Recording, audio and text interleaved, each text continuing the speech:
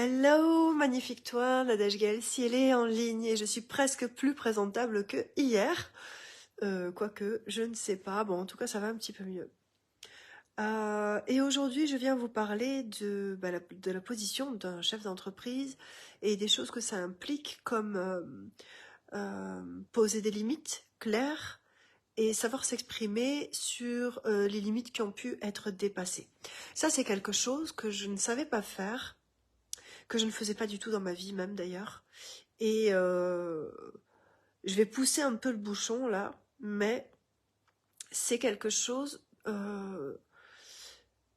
comment dire, j'ai été plutôt programmée pour faire l'inverse. Voilà, c'est-à-dire que quand j'étais plus jeune, on attendait de moi que je ne réponde pas, comme beaucoup d'enfants, n'est-ce pas? On attendait de moi que si ça ne me plaît pas, c'est pareil. On attendait de moi que je ne réclame pas si la situation ne me plaisait pas. Et c'est valable dans beaucoup de familles, hein, ce genre de choses.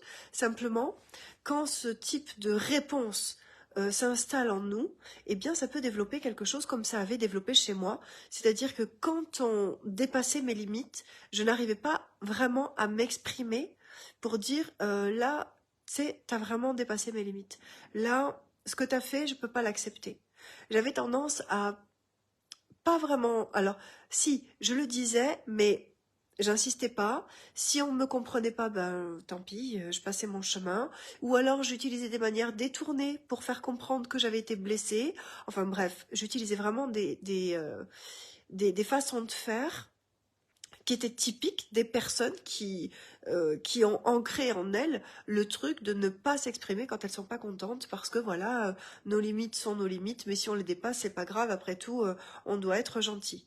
Voilà, il y a quelque chose dans ce goût-là.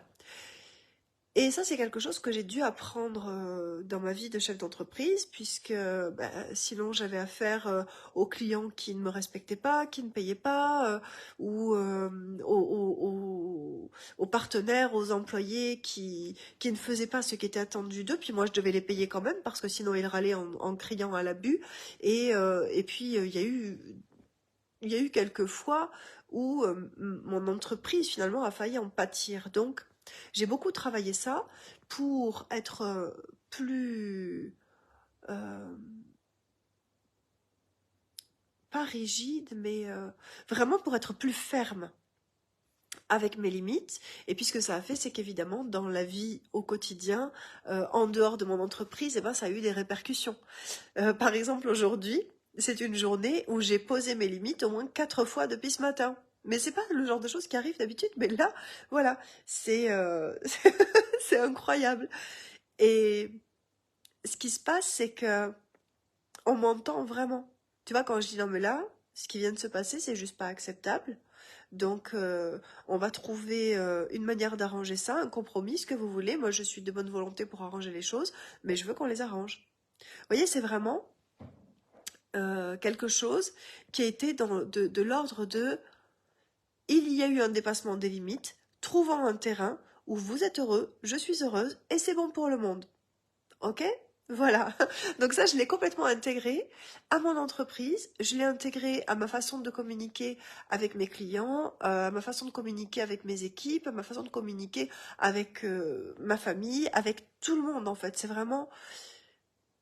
Ce qu'il faut comprendre, c'est que tout ce que l'on va aller travailler pour développer son sens de l'entreprise va avoir un impact sur notre vie.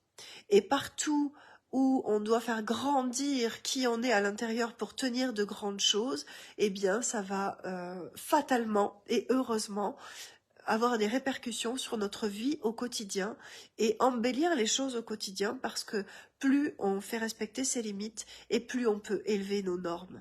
Voilà, dans tous les domaines, dans tous les domaines. Voilà, voilà, voilà. Si jamais tu as envie d'en savoir plus, j'ai 2 places en ce moment en one-to-one. Donc n'hésite pas à me demander en MP. Puis je suis un peu... Alors j'ai pas trop de voix, mais j'espère que vous me comprenez. Puis il y a Hypercute qui commence le 3 mars. Voilà.